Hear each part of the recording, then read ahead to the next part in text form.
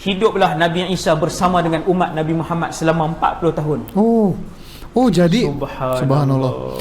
Nabi Isa 40 tahun masih di dunia, guys.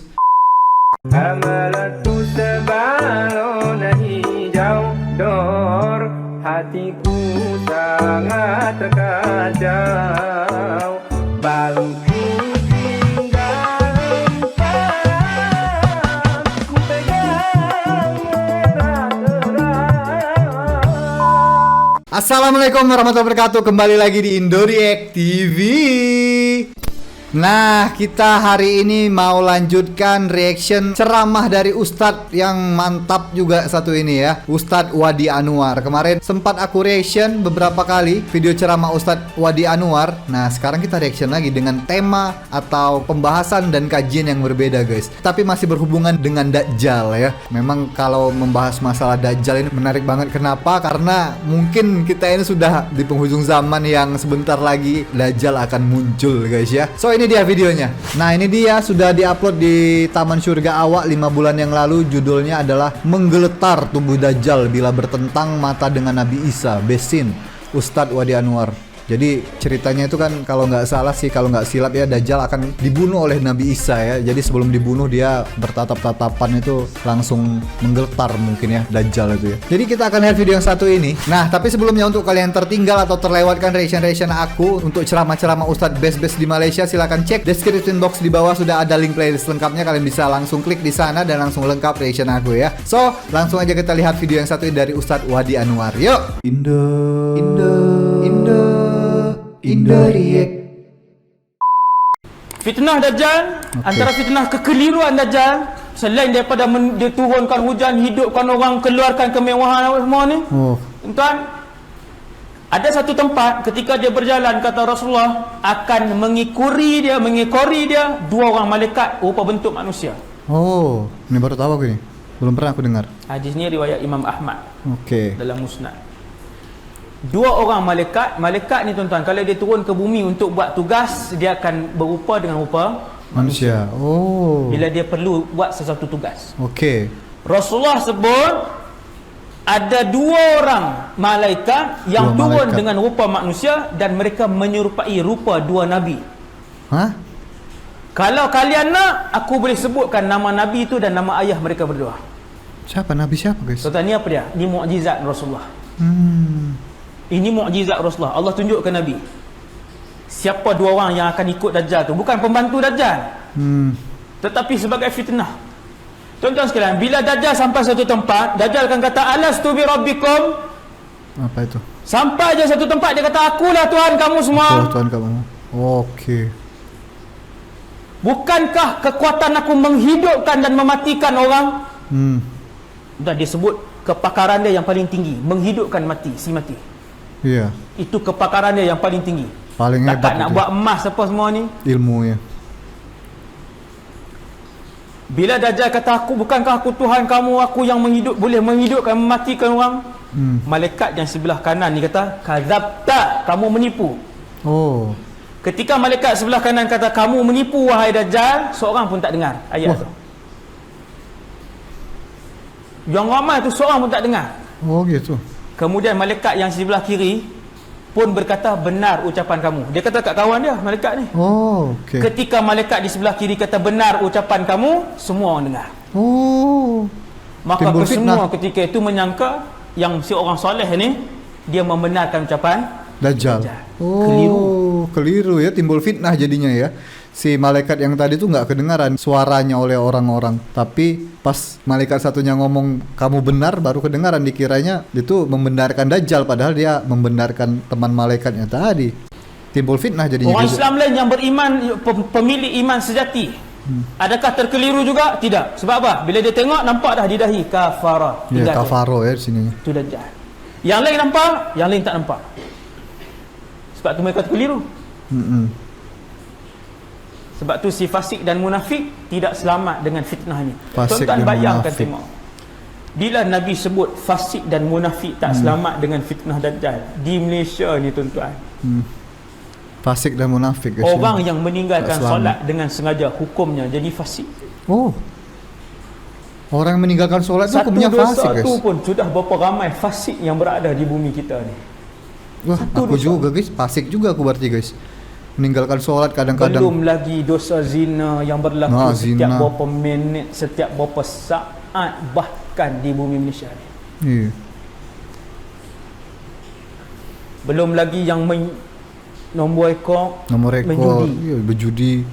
Wah, banyak. Belum betul. lagi yang tak tutup Nggak selamat aurat, kita belum dari lagi fitnah yang- Dajjal ini, guys. Allahu Akbar. Allah Akbar lah.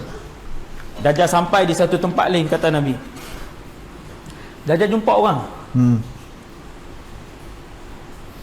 Nak selamat tak selamat, nak selamat orang tak selamat orang ni. Dajjal kata, akulah Tuhan kamu. Manusia berjalan biasa.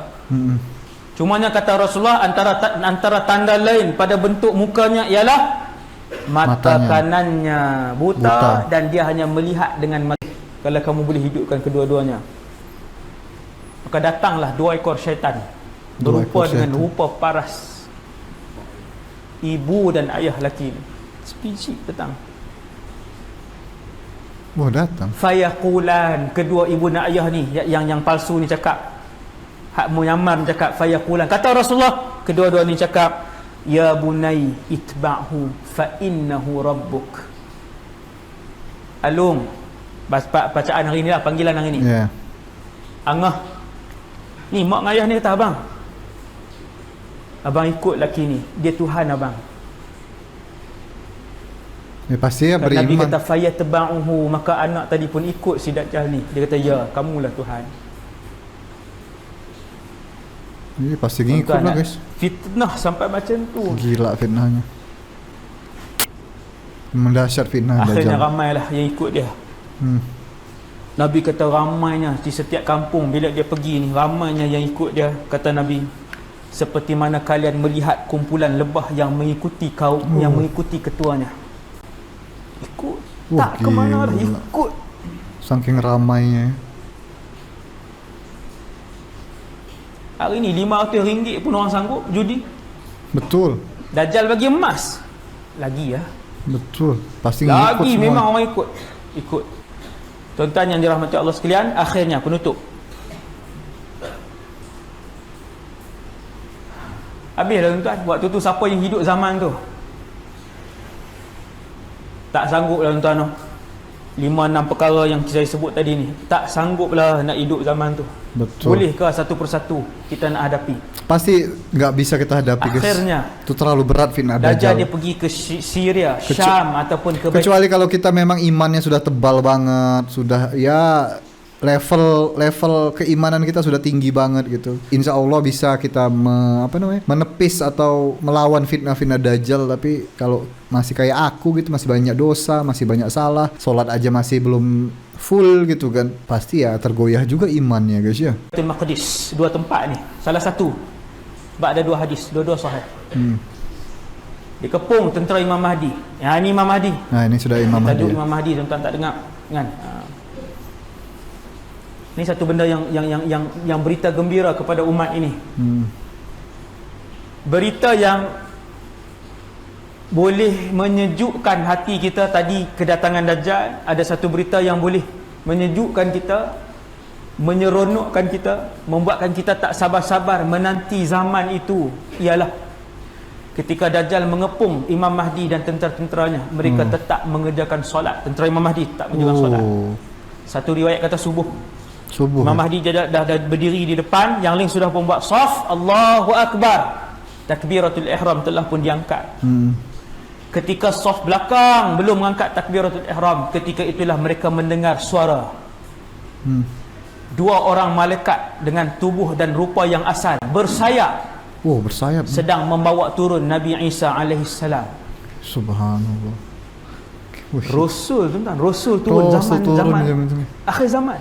Nabi Isa turun. Tuan-tuan, kita boleh hidup dengan Rasul zaman tu. Allahu Akbar.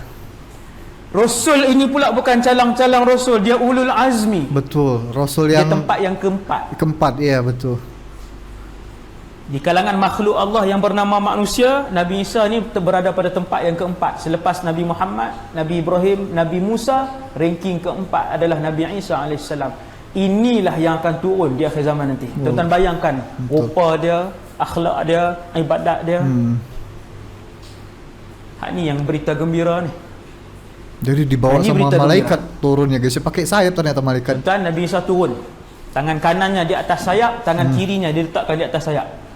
Oh gini. Di sebuah menara putih. Mana Timur Damsyik. Timur Damsyik. Damsyik ni tempat saya belajar tuan. Alhamdulillah. Saya rasa beruntung sangat. 7 tahun saya duduk di situ. Di Damsyik, 7 tahun. Damsyik. Turun. Kemudian tuan-tuan, bila turun Nabi Isa sekarang ni sampai malam ni, Nabi Isa duduk di mana? Langit. Di mana Nabi Isa? Di langit. Langit yang kedua. Ya. Nabi Isa Ibn Maryam diangkat ribuan tahun yang lalu dalam keadaan dia hidup dan belum pernah merasakan kematian. Okey, ya memang masih hidup ya guys ya. Dia Nabi tu Isa tak tak pernah mati. mati. Enggak mati, belum mati Nabi Isa itu. Di langit. 2000, sekarang 2018. 2017 tahun yang lalu kelahiran Nabi Isa. 2000 kita tengok tahun. tahun 2017 tu tuan-tuan. 1438 hijrah Nabi Muhammad. 2017 tahun kelahiran Nabi Isa. Kita kata ustaz lama ustaz. 1000 tahun ni. Iyalah. Kenapa kita pelik pula?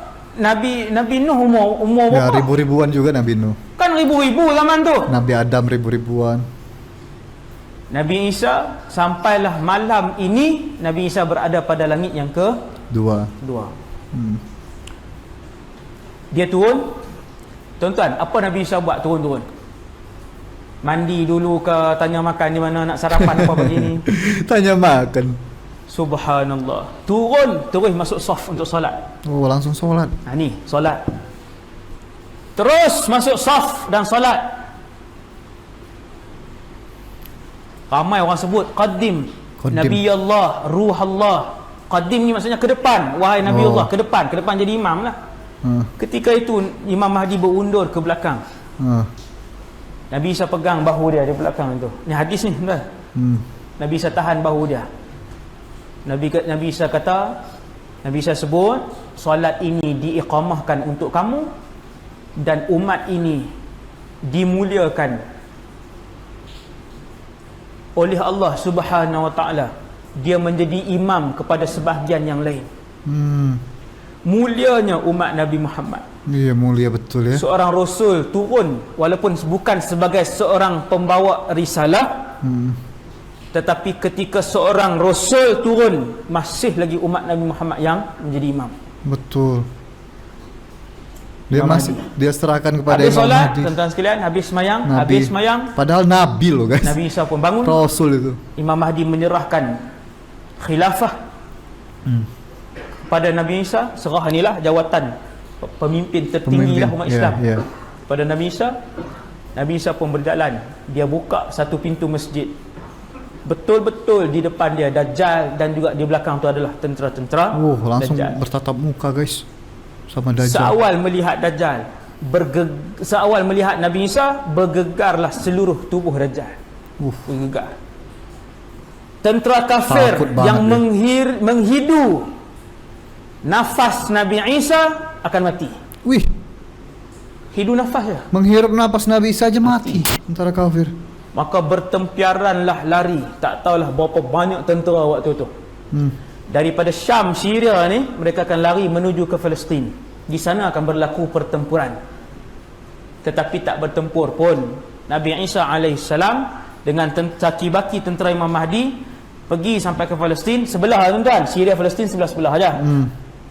Sampai ke satu tempat yang bernama Babul Lud. Lalu dikepung Dajjal. Lalu Nabi Isa pun membunuh Dajjal. Habis dia tak ada pertempuran, bawa keluar senjata, patah pedang Nabi Isa, tak ada. Nggak ada, langsung mati. Nabi Isa keluarkan senjata dia, bunuh, mati tu. Macam tu je. Tak ada pertempuran apa. Gampang betul, mudah lemahnya Dajjal ketika Lemah tu. ya. Lemah dengan para rasul, dia lemah. Tuan-tuan, mati Dajjal, saki baki tentera penuh Yahudi. Kesemuanya lari. Belakang tembok, belakang batu, belakang pohon yang besar. Yahudi tuan-tuan, dia takkan berdepan.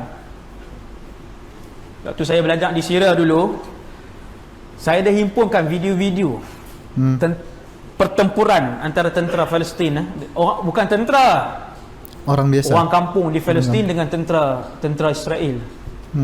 Berlari tuan-tuan, tentera Israel ni berlari. Jatuh, berguling-guling lari, tapi bawa senjata. Yang kejar ni 15 orang, semua pegang batu je. Kemudian duduk di belakang tembok pegang senjata. Keluar tembok. Yang ni semua pegang batu je. Sampai hari ni. Maka bila perang nanti, Yahudi berselindung ke semua batu, ke semua pokok akan bercakap, wahai tentera Islam, bercakap. Datang di belakang aku Pokok ada Yahudi. cakap, batu cakap. Bunuh dia. Nabi kata kecuali satu pohon, iaitulah pohon Gharqad. Kerana pohon itu adalah pohon Yahudi. Lalu dibunuh semua tentera Yahudi, mati. Menanglah umat Islam ketika itu. Hiduplah Nabi Isa bersama dengan umat Nabi Muhammad selama 40 tahun. Oh jadi Subhanallah. Nabi Isa 40 tahun masih di dunia, guys. Masih hidup bersama umat-umatnya, guys ya. Nanti wow. Bagus banget itu yang Imam Mahdi bisa hidup wafat, dengan dia wafat lebih awal. Nabi Isa. Nabi Isa meneruskan kehidupan dia. Mengajak semua orang menyembah Allah. Mengembalikan semua orang kepada Allah Subhanahu Wa Taala. Di atas muka bumi Allah ketika itu tidak ada satu pun jenayah dan kemungkaran yang akan dilakukan. Yang Damai Islam, banget yang kafir, tapi tak ada. masih ada yang kafir juga. Allah mengembalikan keberkatan pada zaman itu. Berkat. Petani sebarkan benih di atas batu kering, tumbuh pohon. Wih. Pokok ada 5 ketika itu yang tumbuh pada zaman Nabi Isa. Kulitnya dibuat payung. Wih. Ketika itu serigala akan memelihara lembu. Wih. Serigala Harimau akan memelihara unta dan kuda. Wih. Kanak-kanak bermain-main dengan semua jenis ular-ular yang tidak lagi berbisa. Tadi tak bisa. Oh, jadi ular-ular gak ada bisanya lagi nanti. Subhanallah.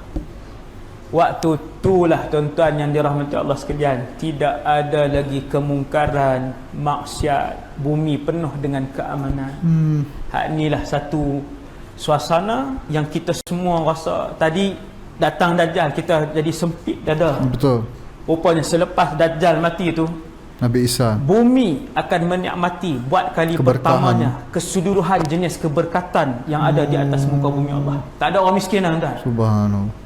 Iya, gak ada orang miskin. Zaman itu, siapa yang pergi ke Baitul Mal, pejabat zakat, saja-saja pergi ambil emas untuk diberikan kepada orang susah.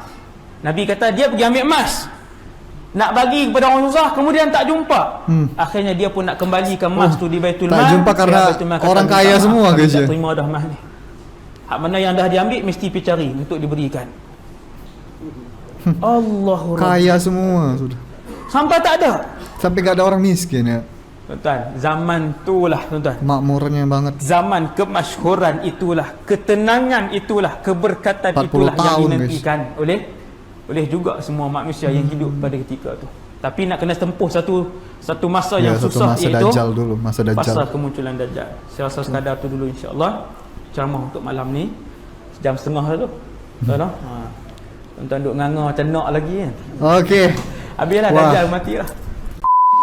Ya, itu tadi ceramah Ustadz Wadi Anwar yang memang menarik banget ya. Kita dengarkan, aku sampai fokus banget karena dia menceritakan dengan bagus banget, menyampaikannya tuh dengan mudah difahami. Dan banyak juga yang aku baru tahu tadi cuy. Saat Nabi Isa turun dari langit, saat pertemuan dengan Imam Mahdi, saat dia membunuh Dajjal. Wah, ini luar biasa ceramah Ustadz yang satu ini. Jadi semoga juga kalian yang menonton video ini terhibur. Dan insya Allah aku akan reaction lagi ceramah-ceramah Ustadz yang best di Malaysia. Jadi jangan lupa share juga video ini, kita sama-sama menyebarkan kebaikan, keindahan dalam agama Islam, dan semoga kita dapat pahala juga ya. Dan itu aja untuk video kali ini, cukup sampai di sini aja. Sampai ketemu lagi selanjutnya. Terima kasih untuk teman-teman yang sudah menonton video ini. Terima kasih untuk teman-teman yang sudah subscribe support channel ini. Dan akhir kata, peace, love, and respect for Indonesia. Ciao. Sayonara, sayonara, sampai berjumpa lagi.